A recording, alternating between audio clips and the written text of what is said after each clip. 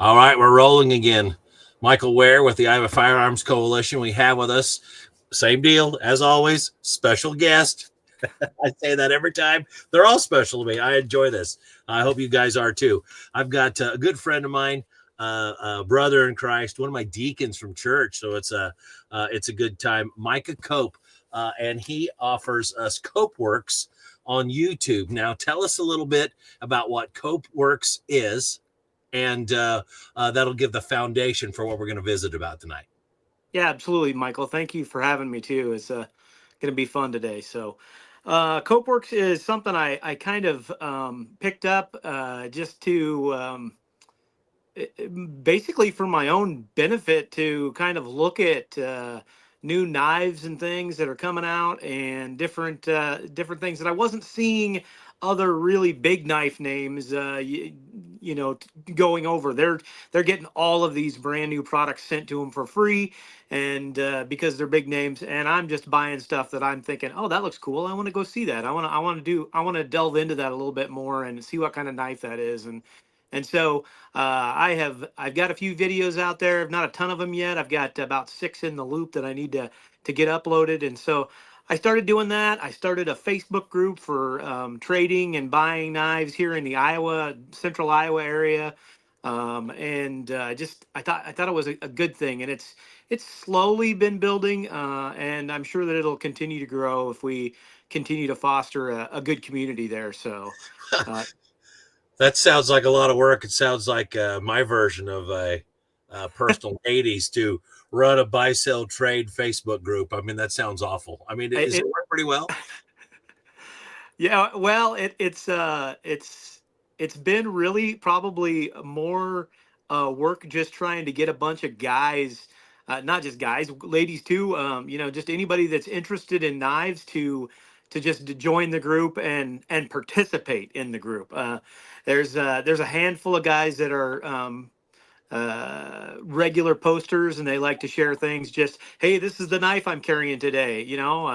And that's kind of what it is, and maybe talk about something new that they've had show up. And so yeah, there's some sales that have gone on, but it's not a big community yet. I mean, this is just primarily for Iowa, central Iowa, and yeah, I'm sure it'll grow as we continue to push things out there. I need to do another knife giveaway to drive some participation. So Talking about giveaways, all that segues nicely into this week's IFC trusted partner. The Iowa Firearms Coalition is pleased and blessed to have a series of businesses, entities that offer discounts to IFC members. So we want to highlight one of those on a weekly basis. And a few weeks ago, we highlighted Tapos Gunsmithing over in the Quad Cities area. Last week, if I remember right, was Haven Defense. They're offering 20% for their product off to IFC members. But my good buddy Elliot over at the lead farm in the Quad Cities, Farrow's Lead Farm, you can find him at farrowsleadfarm.com, or navigate over to Iowa FC and check out the Trusted Partners tab to go through the full list of all the people who contribute something back to the people that help them.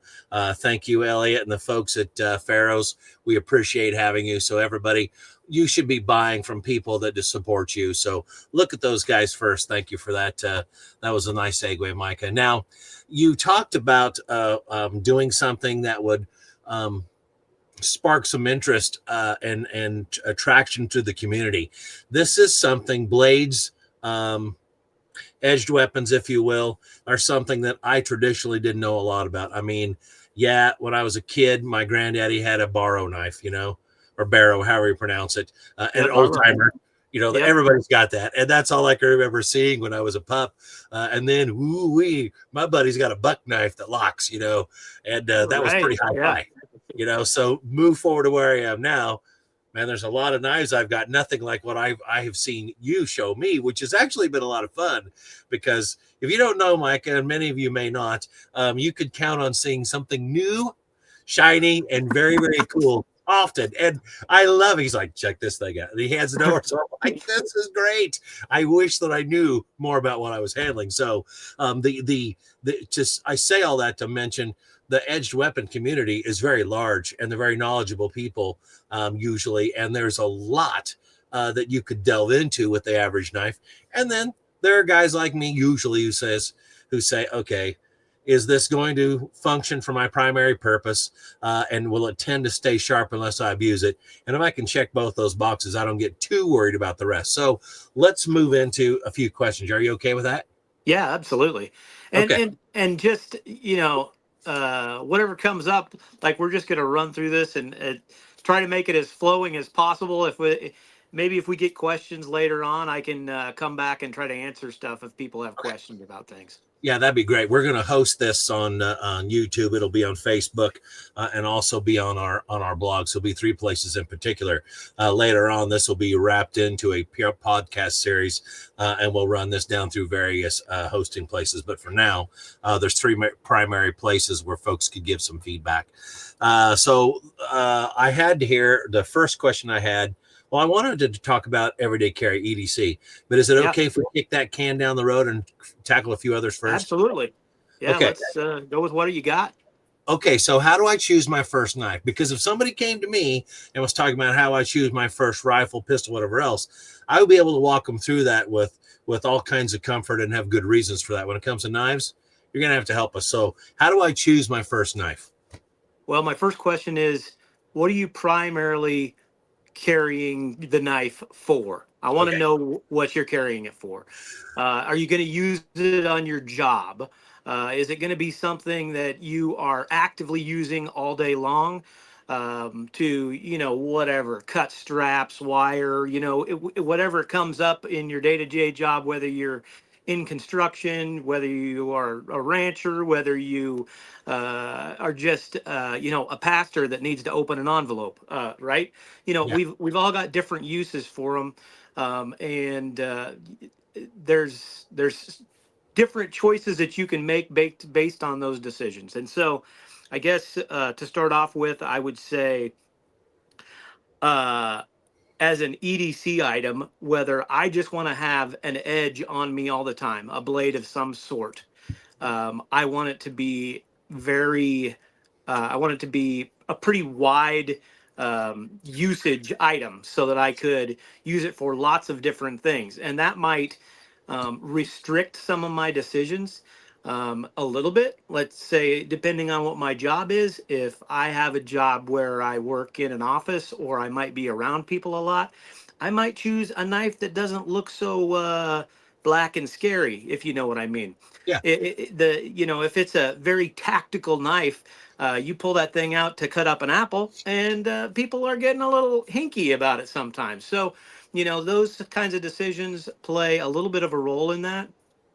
I tend to lean a little bit just into let people think what they're going to think. Use your knife responsibly. Nobody cares.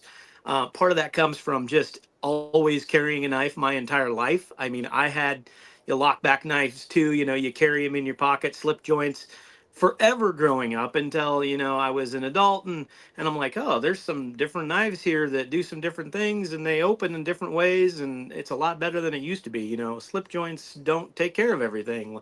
My dad, that's what he carries. I want something a little bit different that offers a vast, wider array of job performance opportunities for me. And so, what your choice for that is, and one of the things I always like to tell people is, one of the great things that's happened with modern knives, modern everyday carry pocket knives, is almost everything they offer now is single hand open. It doesn't matter what you are picking up, unless you are specifically picking up a slip joint, which is the old style two blade Barlow or Uncle Henry or Schrade or whatever little pocket knife that you're carrying. Almost all of these knives that are available to us today for modern type knives have a flipper on them, or um, a button open, or an axis lock that's on like Benchmade type knives. They've all got some kind of single hand deployment method that really allows you to, if you have an injury or you're unable to, or you're working and you're holding something and you need to cut it, you can pull one hand, open the knife, close the knife with one hand.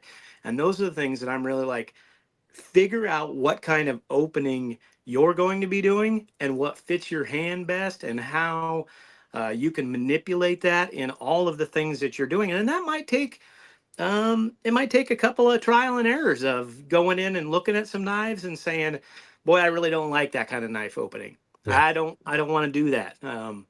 That just doesn't fit my hand properly. And it's kind of the same thing with guns. You know, when you tell people, hey, go do that, you really want them, go shoot this. Don't just say, oh, I like the look of that gun. You know, same kind of thing here. And so there are lots of different opening methods. And it's definitely something that you should check out and look into. The second thing that I would tell you about an EDC, if you're going to look at it, is, am I comfortable with sharpening my own knife? Or what else? Am I going to be cutting enough stuff all the time that I need to be sharpening it a lot? And then that's going to change the choice of what kind of steel you want for your blade. Okay. You might be able to go with a blade steel that is not as hard and tough. If you are very comfortable with, hey, I like the way this steel performs, I'm okay with sharpening it myself, or excuse me, I have the ability to have someone sharpen it for me. Right.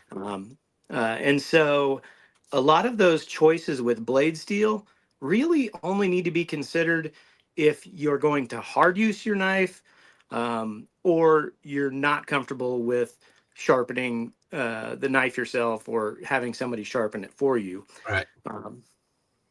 Uh, Obviously, there are some size restrictions. I can tell you this year at the state fair, I got stopped on the way in with a knife that I had in my pocket. I was relatively sure that it was okay. It wasn't an overly tactical knife by any means, but the officer wanted to look at it and asked me about it, and I showed it to him, and he said, "That's pretty long." And I said, "It's right at or just under 3 inches." And he pulled out a credit card and like put the blade up to it and was like, "It's 3 inches and or just over or something like that." And he said, "The city of Des Moines is a 3 inch max for a carry knife." And I was like, "What?" Like the city limits, I guess. So I don't know what. So they did end up letting me in with it, even though it was just barely over the 3 inch mark. But he said, just, be smart with it and be responsible. And I, I am, you keep it in your pocket unless you need it. So, Well, nobody wants to be the guy that tells the family, "Sorry, we're going to go home now." While we plan on trekking to the state fair. But I'm to the point now where anybody says, "Well, this is such and such," the first thing I say is, "Where is that written? And can you show it to me?" So I've never heard of that before. I'm not saying you're wrong or the officer's wrong. I'm saying I never heard of it. Yeah, I had not heard of it either, and I did question him about it a little. As much as I thought I could push it, trying to get into the state fair without getting arrested, that kind of thing, or having to be sent back to my car and walk the 1.5 miles back there to dump a knife because I Mhm. wasn't about to throw it away. Right. And that's the other thing too. Just to kind of segue into that is like if you have a situation where that there might be a potential possibility that you're going to have to dump this knife, don't carry a good knife. I Yeah. mean, it's okay to carry a junky knife. If Yeah. you have a knife on you that you're like, I hate to even bring this up, but Walmart makes these Ozark Trail knives. They're like $5. They're good for about one use if you're really going to use them. Mhm.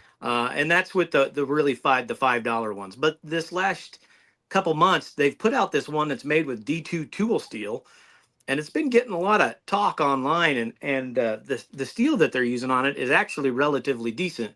I'm not saying it's a good knife; it's just shy under $10. But it's the kind of knife where you're like, hey, listen, I may need to have to dump this knife, and I'd really like a semi decent steel knife on this. I might carry that. Yeah. Right now they're kind of hard to find because everybody's snagging them for Christmas. But I call that a glove box knife. it is. It is. It's the kind of knife you throw in a tackle box or a glove box, or Okay. in your gun case or whatever, and you just know, hey, I've got a knife that I can use. Yeah. Limited. don't plan on this putting very many Phillips screws in. By the way, is that okay? Can you put in Phillips screws with a knife or not? I cringe at that a little bit now. Okay, all right. Now that I've and I would tell you, as a person that's started carrying knives that are better to carry, Yeah, I also sometimes, not all the time, but I sometimes carry a little pry tool with me too. yeah. Doesn't even have to be very big, and it's for stuff just like that. Like I want to pry on something, or I want to open a screw up, or something like that. You can find them. They're not terribly expensive. They don't have to be big and huge. They'll disappear in your pocket, and it's great to have something that you can stick into something and just not bust your blade off and ruin it because you're in a bind and you need to get into something. Yeah, there was a time in my life where I would, as a much younger man, I was quite willing to take a pocket knife out and use it to put screws in, take screws out, pry on something sideways I shouldn't, and then if I was really feeling, extra stupid, slam it down into a piece of wood, and Yeah. every now and then not lift it out straight and snap the end off. And like, I don't like that. So, but now that I'm moved beyond that a little bit and I'm not quite as dumb as before, at least not in that arena, I cringe every time I see somebody doing that. Like, Yeah. I'll give you a multi-tool. I got a half a dozen of them sitting around. Don't do that again. So it's different for me now. No, I have I've had some cheaper Gerber Kershaw knives in my lifetime that have excellent flat blade screwdriver heads on them now Yeah. because I've done that. Okay. All right. So we're starting to chase too many rabbits here. I'm concerned Yeah. that we won't be able to get to some of the stuff that we want to talk about. So because there are a few things that are of real interest to me, and I hope that maybe the listeners are too. So we're talking about some criteria for choosing an EDC. So do we need to go back to that, or have we covered that adequately for you? So as far as self-protection or anything like that, some of this is going to just depend on your comfortability. Like, what is it you want to do? The number one thing that I could probably tell you when you're choosing a knife is choose a steel that you think is going to meet all the criteria, the amount of hard use that you're willing to put into it. Okay, Yeah, but how so do I know what that is?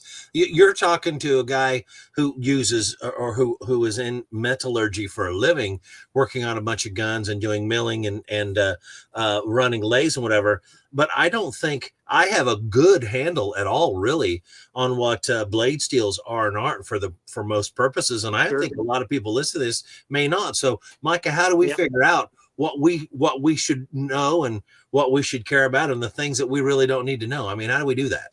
right. So there's when you get into this and you start looking at these and just to kind of tell you for people that just don't know, there is usually on any knife, if you look on the side of the blade all the way back by the where the pivot is on it, you will see um, the name of the steel that they used on it. Now that's not every single knife, but for the most part they do leave them on there pretty commonly. And here, I don't know if you can even see it on here. That's a little blurry. I can't. Was that a Spyderco? There you go. Spider Spyderco CPM. Was it CPM? S S30V, and it Yeah, says yeah. it'll say stuff like that.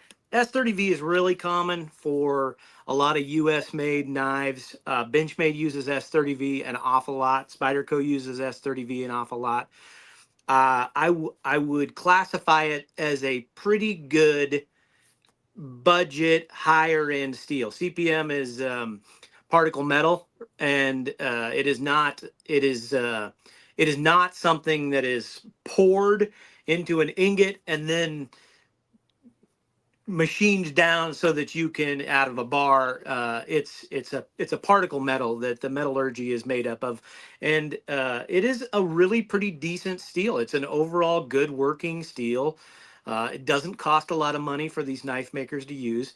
And so the three things that you're looking for in any steel that you're looking at are durability, um, the amount of ease of sharpening, um, and toughness, and then like also whether or not it's going to take on any rust or discoloration.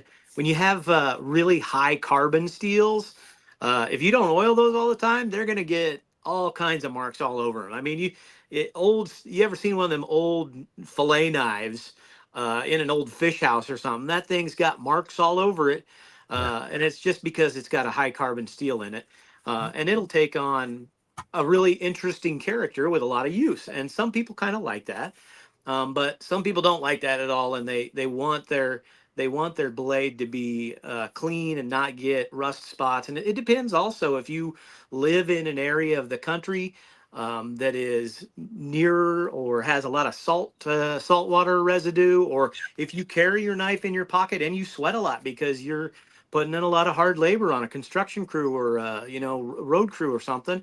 You're gonna need to consider that as far as, man, I don't want rust coming on my blade and ruining my blade, and so that needs to be a consideration. And so that all of these steels, and there's a lot of steels out there. I mean, you can get lost in knife steel, but you're looking for uh, three main characteristics: sharpenability, how long is it going to stay sharp, uh, and the whether or not it's going to rust on you. Okay, and then there's a third one that is toughness. All right, so that is toughness is kind of like when I harden a piece of steel.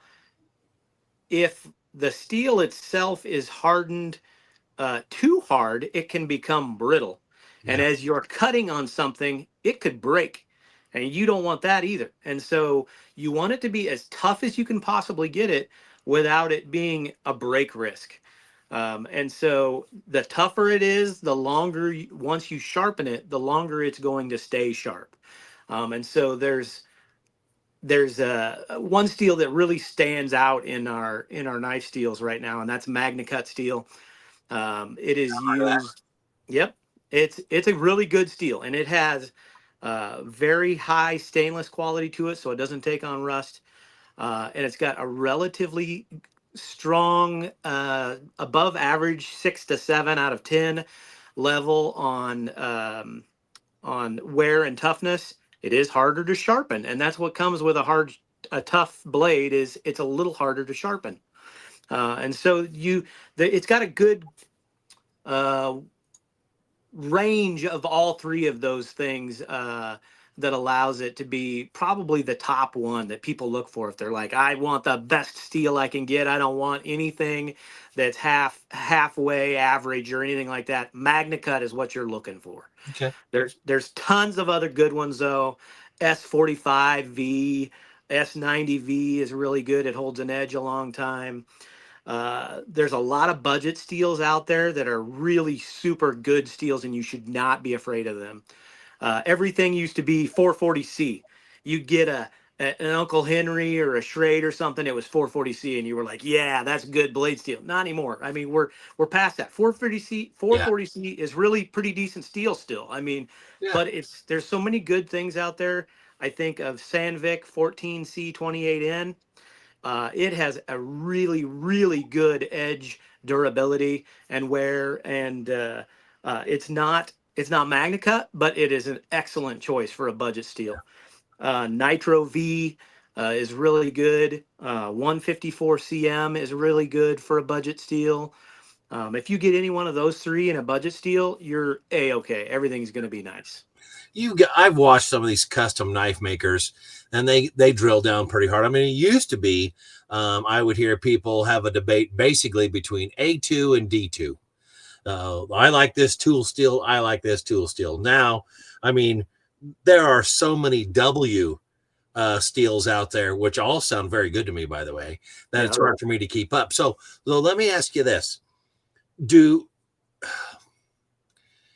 there's truly U.S. made knives, so they're U.S. assembled, they're U.S. manufactured, the metal is U.S. sourced, okay, or Yep. supposedly, and then there's Chinese and Asian knives from all the way across, and then there's this blend.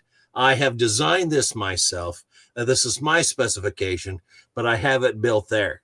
so I can come in at a price point that's more attractive, and all points in between. Or I source these materials that come over and I put them together here. So it's really hard for me to say no to any Asian touch on some of these blades, because some of them appear to be really, really good. So how much should I care about that, and to what extent?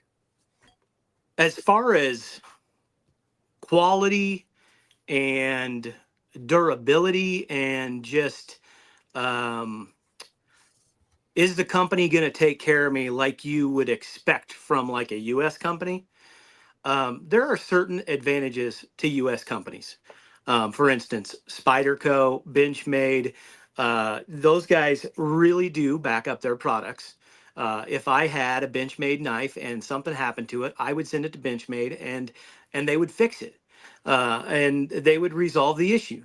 Now, I have heard, and I'm not going to name any names of any bad stuff, but I've heard there's been some knife companies that are like, this is a US made knife. I've spent $400, $500, $600 on this knife, and something happens to it, and I send it back, and they want to charge me $20 for a set of screws. That kind of hurts me a little bit when I'm like, hey, I gave you $500. That should be lifetime screws. A little bit. And Yeah. so that kind of stuff kind of bothers me when you go out of your way and you try to spend money with a US company and they do you kind of rough like that. Um, uh, there are, as far as the Chinese companies or these Asian companies, and there are some differences, but there is a lot of super good Chinese companies or Asian companies, Taiwanese companies that are making really nice competitive products that they stand behind. Civivi is the one name that I've talked to you about. Yeah. Kaiser is a fantastic knife maker. QSP is a fantastic knife maker. Um, there are a ton of these knife makers that are using extremely good, high quality products with good steel. And we know it's good steel because they've been doing it for a while now. And it's like, okay, this isn't just some junk Chinese company that you may have run across in the past and the knife fell apart while you were trying to Right. slice through some cheese. Yeah. Um, it's different now. They're highly competitive. They're making really good knives with high-end micarta, high-end titaniums, good bearings, washers. All the materials that they're using are very, very good, Yeah. and they're putting out very competitive products. Well, I Then you didn't want have to. Go ahead. yeah, then you have these others, this hybrid of knives that it's uh, all designed and even built and assembled here in the U.S. by a U.S. knife maker, but they're paying somebody like Kaiser or Civivi or QSP or Riot. Riot is another high-end Chinese knife maker. Um, to do the machining on the blade, maybe even some of the scales for titanium, and then they send all the parts back. These U.S. knife makers who love their clients and are doing small batch knife work, one to 500 pieces. They're looking at each one of these parts and they're saying, "This is up to my spec. I would want to give this to my mother and say, look, mom, this is what I made. Be proud of me." They're looking at each one of these and they're saying, this is acceptable to me. I'm willing to slap my name on it and put it out on the shelf. And so there's that hybrid knife area is one to really keep your eye on too, because they're a US knife maker, they're a designer here in the United States, and they're willing to back it up and say, this is good quality item. This is to US standard. If I were to look at it and say, is this comparable to um, another Hinder or Spyderco or Benchmade or any of these other U.S. knife makers? Are they as good? Yeah, most of the time they're better, honestly, Mhm. because these guys are hand fitting a lot of this stuff Right. once they get it back, and they're looking at each piece individually and saying, "This is superb quality. I'm willing to slap my name on it." Well, I help you helped me actually get my daughter a first daily carry knife, and it was a Civivi, and I can't remember which model it was. You'd probably know, but it was It like was an an Elementum. Okay, yes, all right, that's right. It was like an $80 purchase, something like that, because my daughter said, "Well, I like that one," and she pointed at the Emerson Karambit, and I'm like, "No, I'm not getting you a $300 knife with an eyelet sticking out there this big around, because that's an extremely niche use weapon. And if I catch you opening letters with it or something like that, I'll lose my mind. And oh, by the way, that's a serious, serious knife, and you seriously need to know how to use it. And Yeah. oh, by the way, baby, you don't know how. So Yeah. I will get you edged weapon training so you know. I mean, there are those resources I have, but this is not your first knife. It's nobody's first knife, truly. So Right. so then she grabbed, I can't remember what other Emerson it was off the shelf. I don't remember, something else that was just as expensive and almost as gnarly. And I'm like, okay, let's back it down a little bit. First of all, I don't know if your jeans have pockets big enough for a few of these knives. And I don't want you to walk like this for the rest of your life because it's weighing you down. So let's get you something that makes more sense. And when I started looking around, I wanted to buy American knife just because. And Yeah. I'm not saying that I couldn't. I'm saying that based on what I thought that she might like and might give her, I don't know, Micah, personal buy-in. Yeah. So she would be in that habit of carrying it and using it, aside from school, of course. Then I asked you about it, and you gave me a really good option. And she's sporting it as we speak. I know she is. So Yeah. it has worked.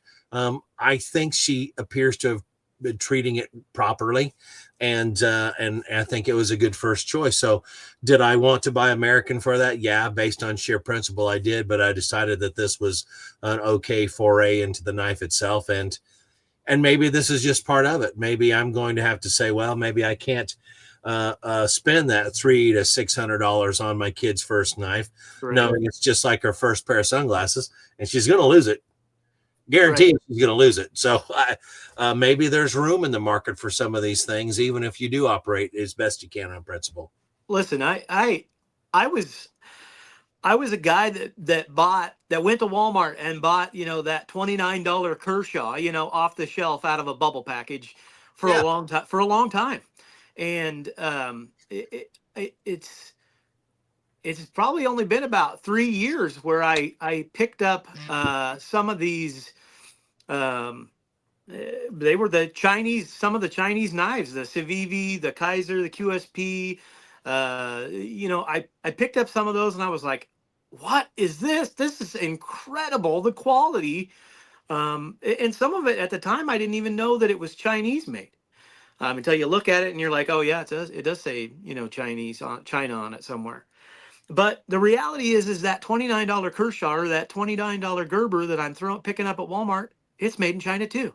Mhm. And despite the fact that they're U.S. knife makers or used to be, there's a lot of knife makers that have big names that everybody's carrying them in their pocket that are Chinese made knives.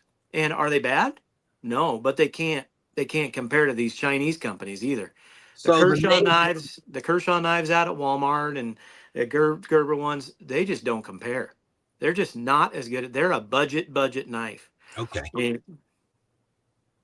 And you really need to look at some of the quality on that. I mean, some of the stuff that you're pulling off the shelf at Walmart's and True Values and things like that are Kershaw and Gerber and they're using like 5 CR and 7 CR steel, and it's just not going to perform the way you'd expect it to. Yeah. So if when I go down through the list of knives that I am familiar with because I've been around for years, like you mentioned Gerber, that's not a locally made knife anymore. I don't know, was it ever? I don't know if Gerber was or not. I think it was. Camillus is another one that was an original U.S. brand that is now offloaded. I think even like SOG used to be a U.S. company that has now gone China as well. Okay. And I've got some of those knives. I Yeah. mean, in fact, let me give you an example. The Kershaw makes some really budget knives. You can go and you can pick up some really cool. A lot of people probably have them. I think Ken Onion is a designer. The Ken Onion leak and the little That's a very, very popular knife. Now, that Kin Onion Leek is a really good knife, and I believe it's a U.S. made Kershaw. So Kershaw does make some U.S. knives Yeah. still, um, and they make some really good quality U.S. knives.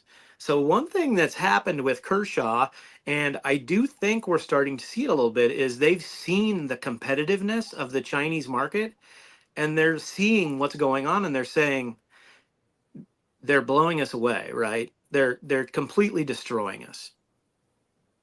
Um, and so they are actually starting to make some very high quality stuff, and they're bringing some of it back, and they're being very competitive with it. And like this is one of the knives. This is a Kershaw.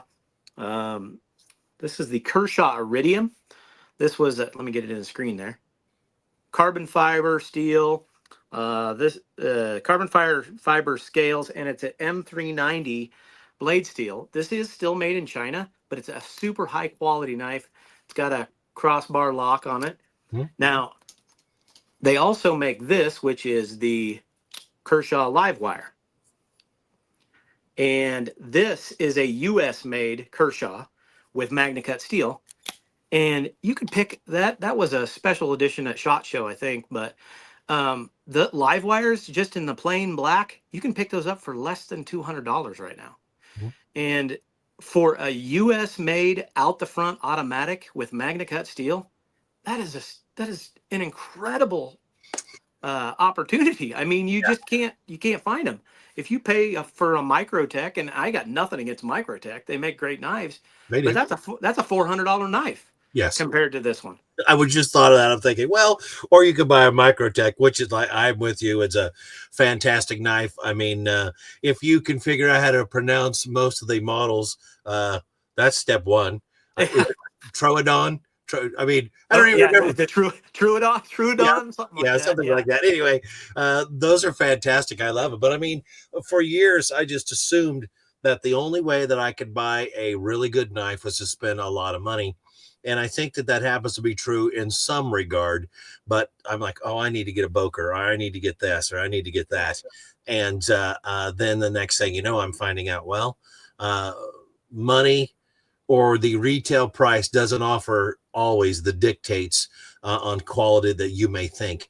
And so it's really been a scenario where I needed to use reviews like you're offering on your YouTube channel, whatever else, from people who are trusted. So I could really get an idea for, is this what I need to be doing, or is this what I need to be spending it on? I was a little different when it came to Emerson because I was an Emerson dealer for a long Right. time. And man, I happen to like the people that work there. I didn't know Ernest. I had a few conversations with him. He was a nice gentleman, but I didn't actually know him per se. But I enjoyed selling things that came from singular sources, like Jason Browse. I used to be a dealer for them for a First long place. time. Yeah.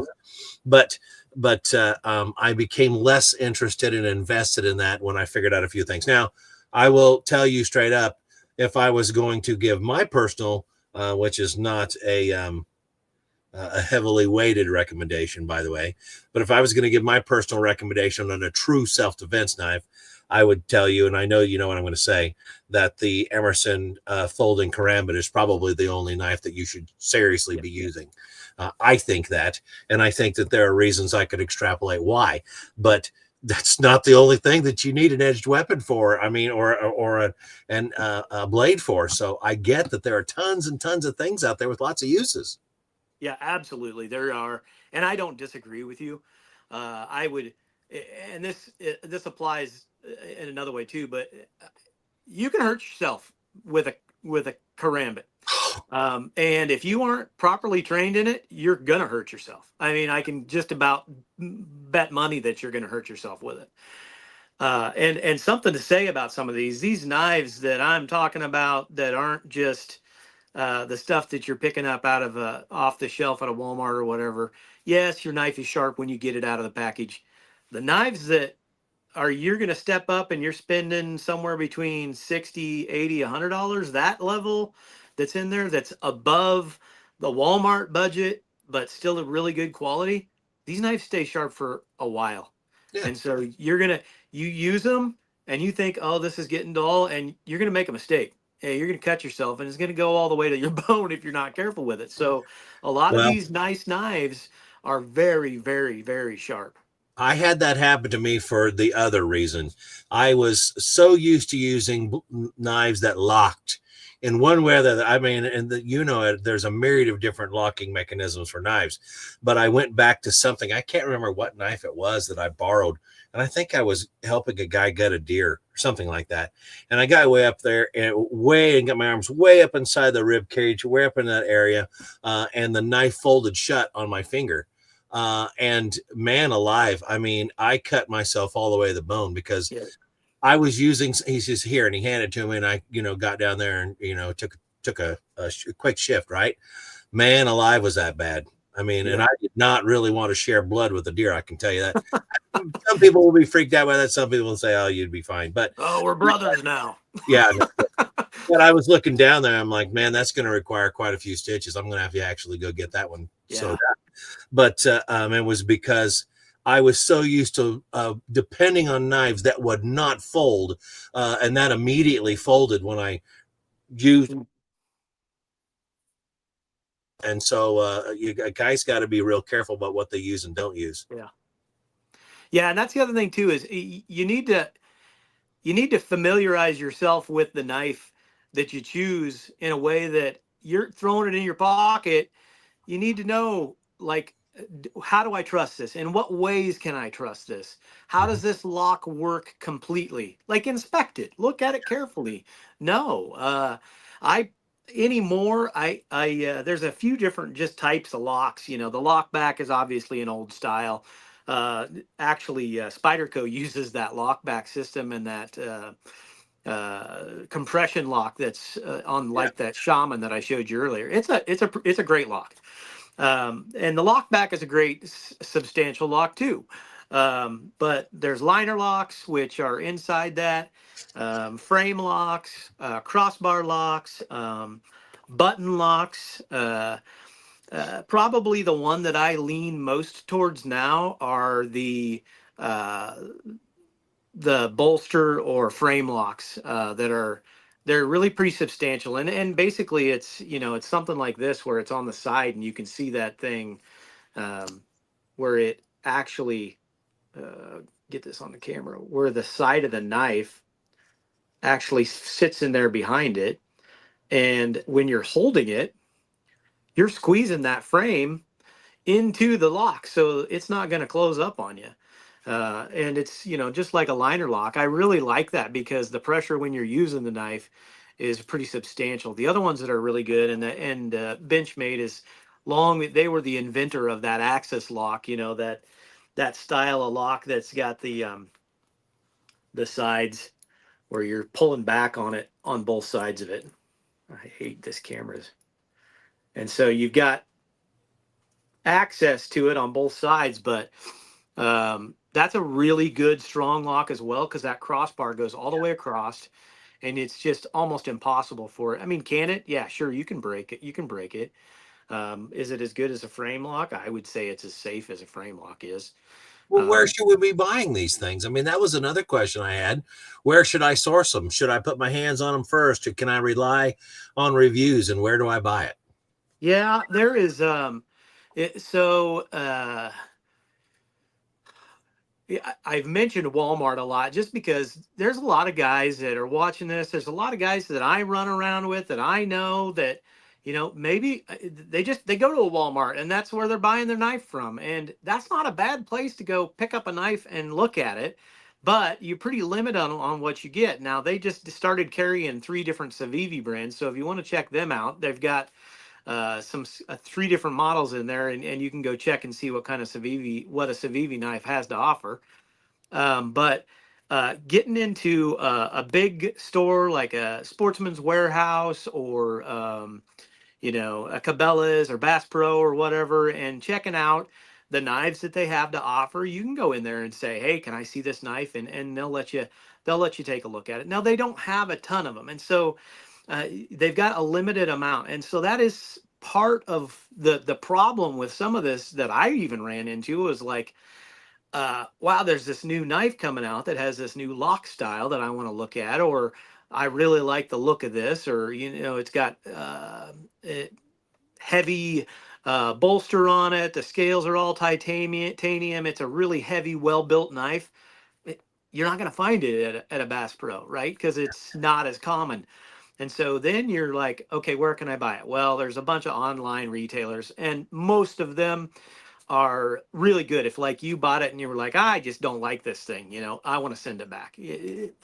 They might charge you a restocking fee. They might charge you a shipping label to get it back to them, but they're really very good. I use Knife Center a lot, knifecenter.com, Smoky Mountain Knife Works. Um, Atlantic Knife offers some really good deals. Um, White Mountain Knife. So White Mountain Knife, you just about always you can use. Oh, what is it? They've got all kinds of like coupon codes that'll give you 10% off all the time. And I've personally found if you're going to pay a retail price for a knife, Knife Center and White Mountain Knife and Atlantic Knife, you can't hardly beat it. You're not going to find it cheaper anywhere else unless you go to a secondary market like a Facebook page and say, "Oh, he's got this knife for sale. I'd be interested in looking at that." And then you meet the guy somewhere and you buy it and you say, "Oh yeah, I do kind of like that. I do want to buy that. And here's the money." Um, So should I be okay? So when it comes to things like, okay, some guy walks in and he says, "I've got a Smith and Wesson 686, and I can look at it pretty quick, and I can tell if it's been beat up or not, and I can tell you about what that value is and whether you should be buying this used weapon or not."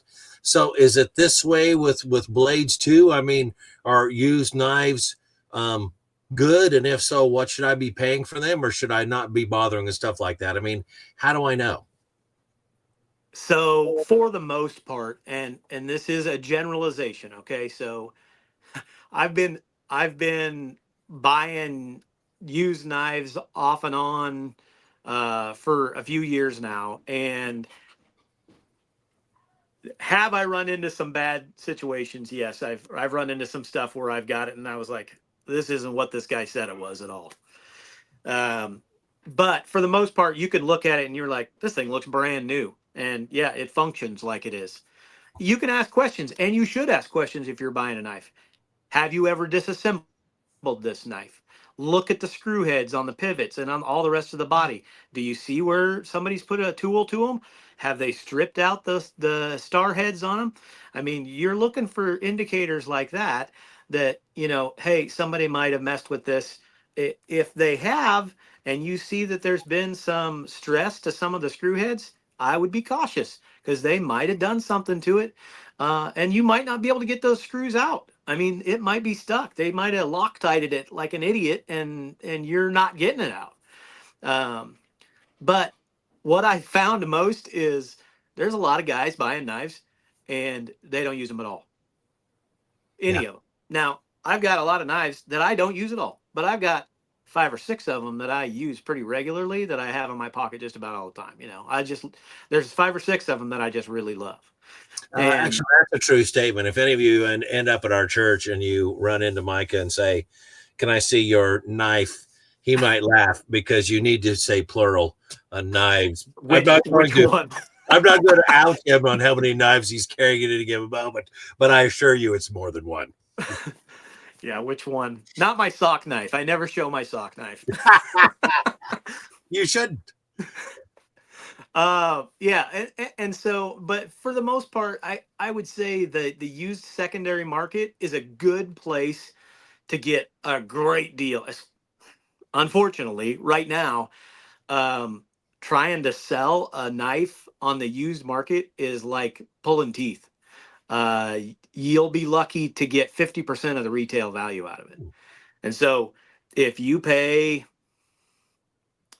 and this depends on the brand too, if you've spent $200 on a Benchmade knife, uh, eh, getting $100 out of it, that's probably what you're looking at.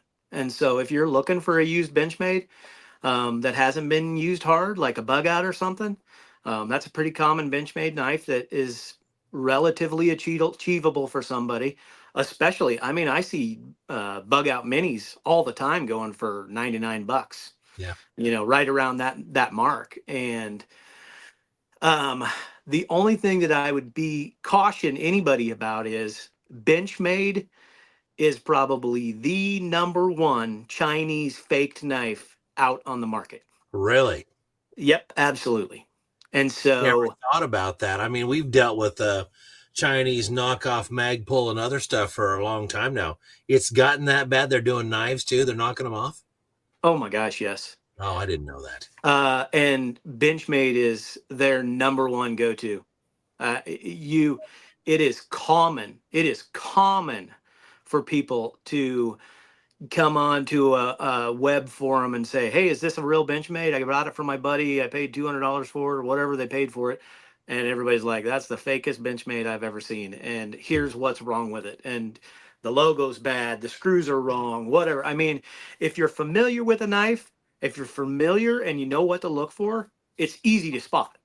Probably the number one thing that you can look for in a Benchmade is A, do they have a box?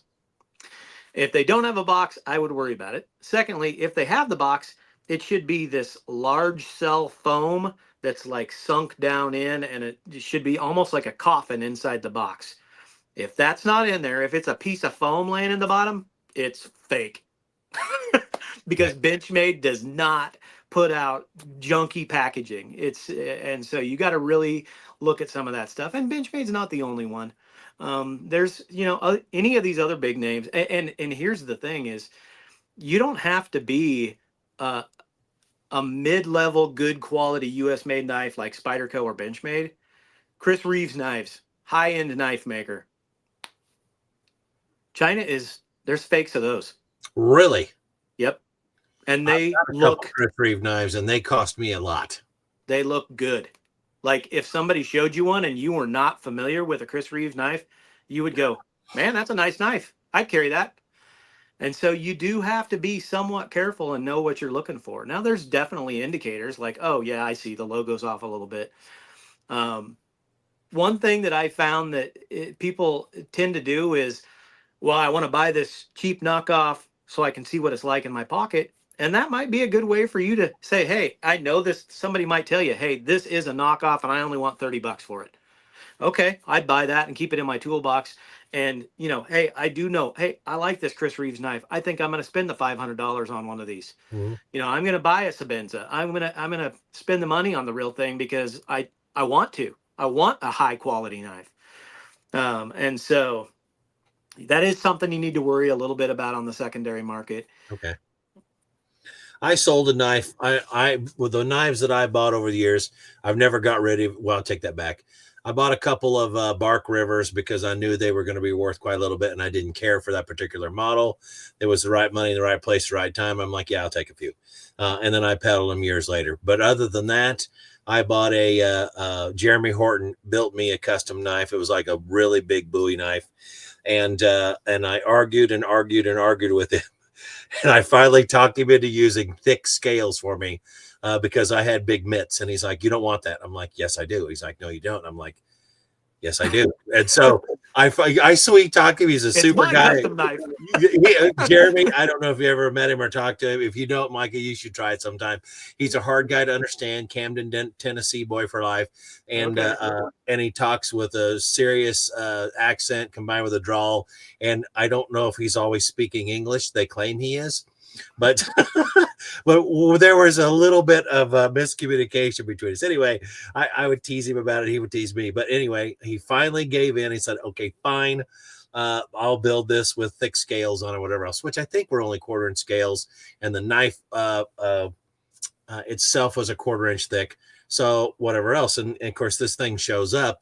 And then he calls. He's like, "Did you get it?" I said, "This is fantastic. It fits me like a glove. I love it." And he's like, "I love the thickness of those scales."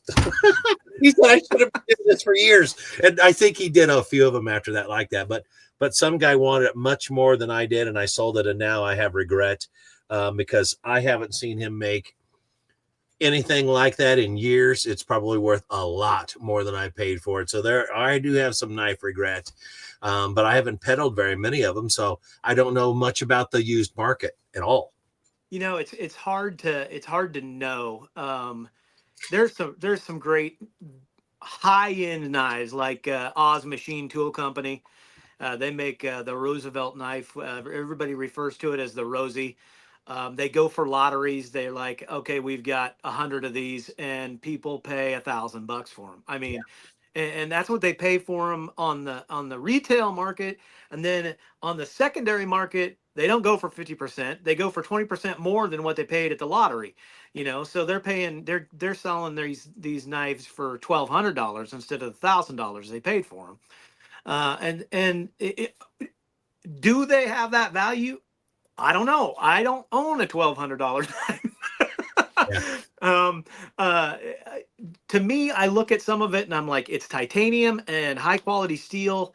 How is it any different than anything else other than the extreme fit and finish on it? And I've got some good fit and finish knives that I bought that are, 160, $200, and I'm like, some of this is art value, right?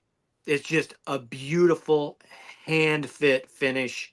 And you're like, I'm willing to pay the money for this. Yeah. And is the value there for materials? I mean, you've dealt with this for guns too. I know you have. Yeah. This gun is just a gun, right? All it does is shoot bullets.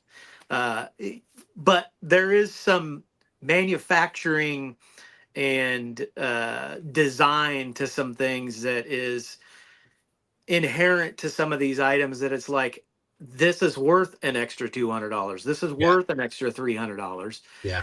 And you have to make that decision as a buyer. Yeah. Like, is this value to me?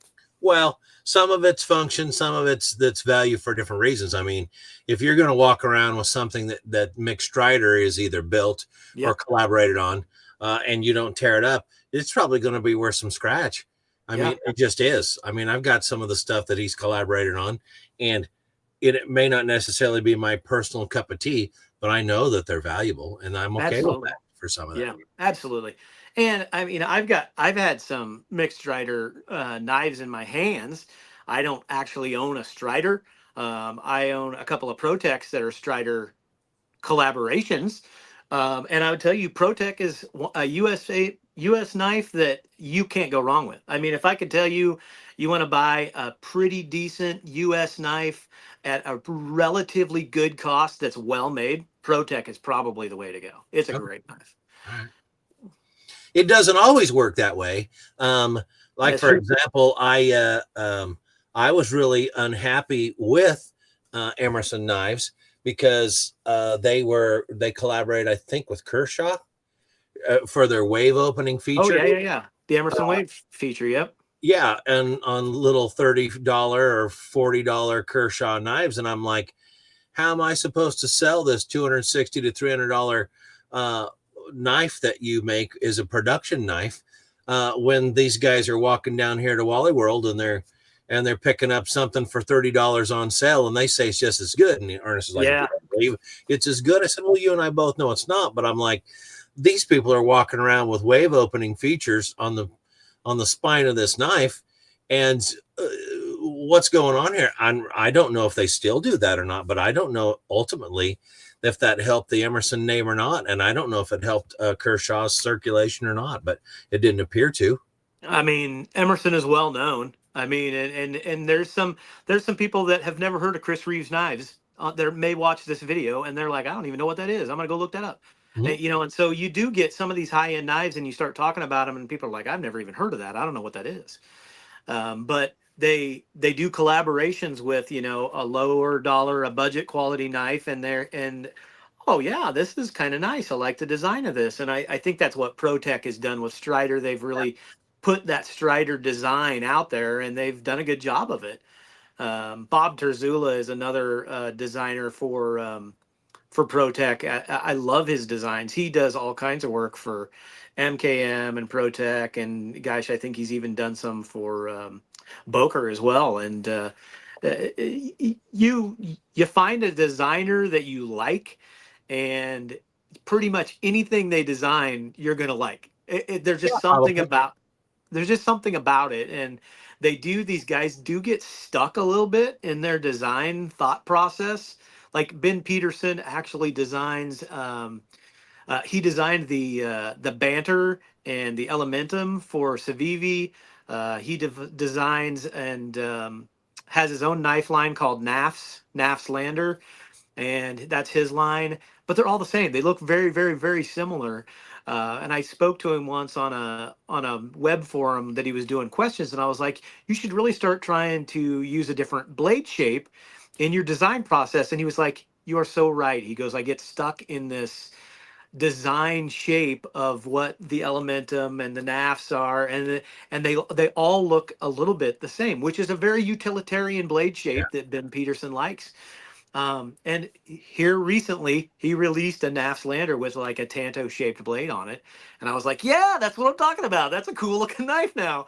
I Yeah. mean, the other ones weren't. Yeah, they were. They were cool looking knives, but you get stuck in that same design flaw and you get into a rut and all of a sudden you're not making anything new. Well, there are guys out there that do that all the time. I mean, a friend of mine that didn't grow up very far from me, and our families knew one another down along the state line between Missouri and Iowa. His name's Tyler Turner, and he runs Tyler. What is it? Tyler Knives and Tool or something like that. I can't remember exactly what it is, but the stuff that I watch him put out that he's been featured in magazines for now, and it's all over his Instagram, whatever else.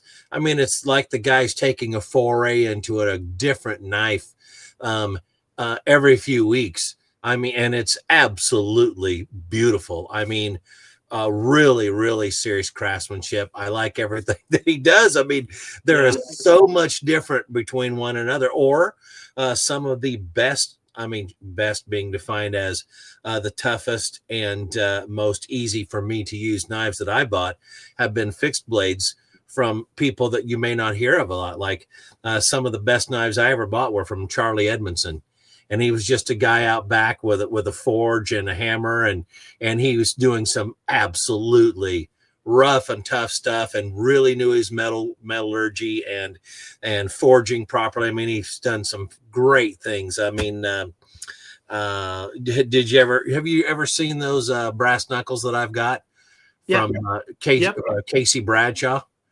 Those Yep. Bradshaw bashers. I mean, Casey Bradshaw's built some fantastic knives.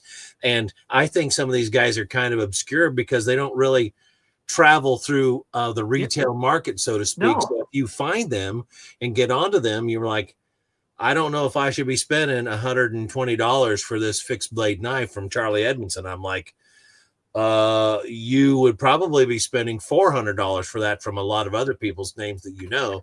This is absolutely tremendous value knife. So there are custom makers out there that are really, really good. Now, I would tell you, you'd have to weigh in on this, Micah, but folding knives require more work.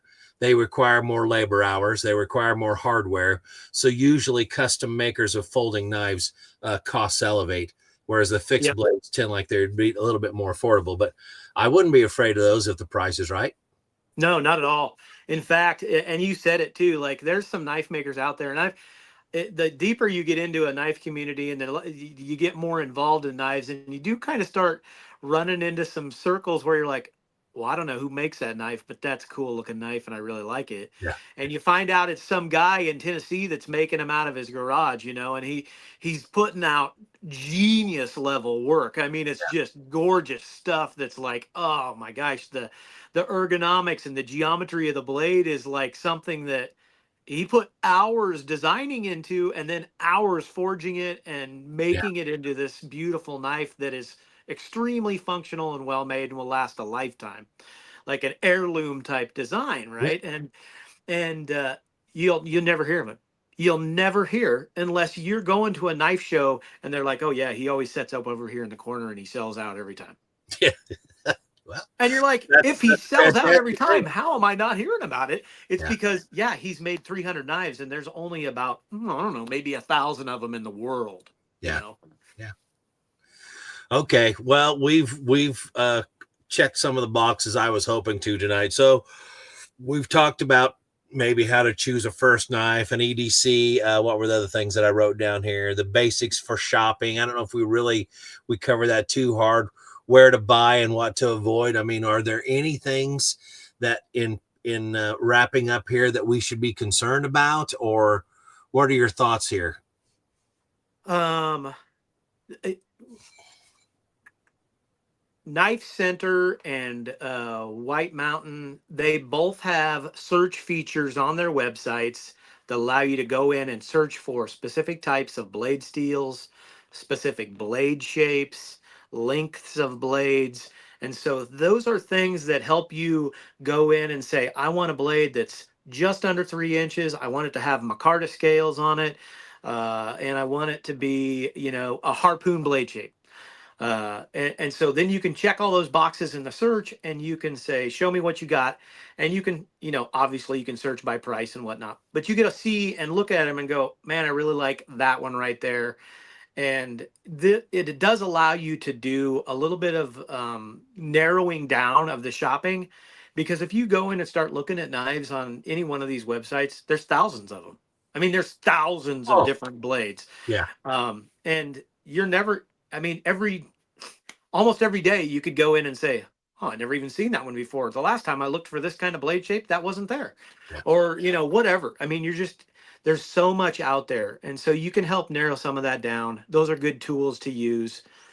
Um, I think you buy the best thing that you can buy for the money that you have to spend. And maybe that means saving an extra little bit out of your paycheck to get into a certain level. Yeah. Maybe you want to be just over $100. You want to be in the $120 to $130 range.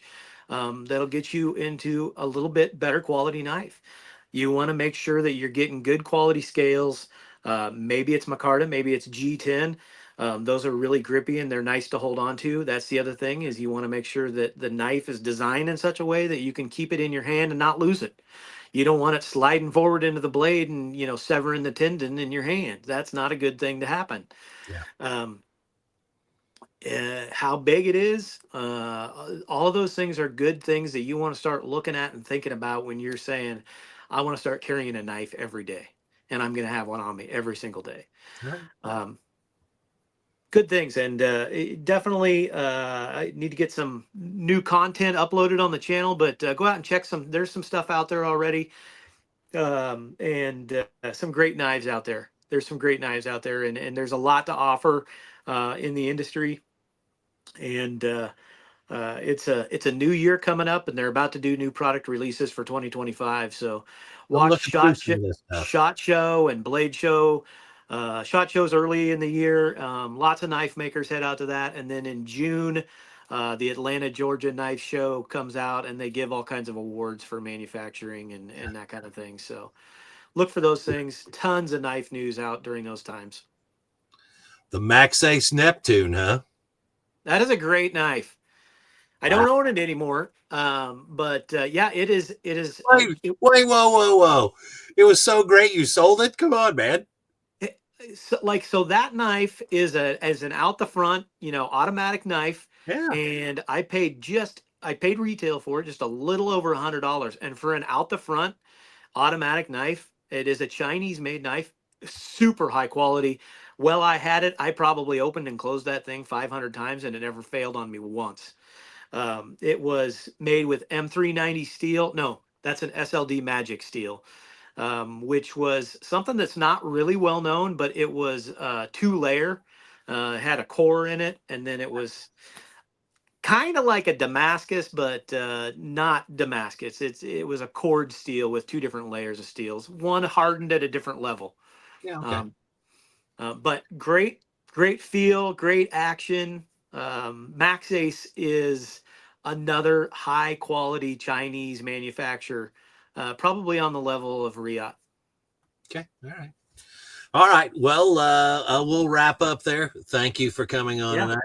thanks for Again, having me. everybody, pay close attention to the trusted partners. This week, we're featuring my buddy Elliot and the crew over at Pharaoh's Lead Farm. I've bought a lot of ammo from him over the years. He builds it right there, custom. Really nice stuff. Lots of firearms, lots of accessories. He is a no BS type of guy. Show up there, and he'll shoot you right, and shoot you right in terms of price, and off you go. And don't go in there and kick tires. Go in there and buy some stuff. So, Micah from CopeWERX, thank you. I'm looking over here at the side screen. at your YouTube channel. So check back for those kinds of things. Subscribe. And Micah mentioned something earlier that I want to make sure everybody considers. If you've got a question about this, put a comment in there and we can get back to you, or Micah can check it and do the same thing. Or if there's content that you want to see, if we want to talk about some other things later on, or come back to this and something specific, say so. We'll cover it. I mean, that's what Warrior Wednesday is about. It's for you guys. And be noticing that we have a weekly president's message that Billy and his wife are working on together and getting put out routinely. So we're going to see more of those, and we'll go from there. Micah from CopeWERX, thank you. Thanks, guys. And thanks for having me, Michael. Stay safe out there, everyone.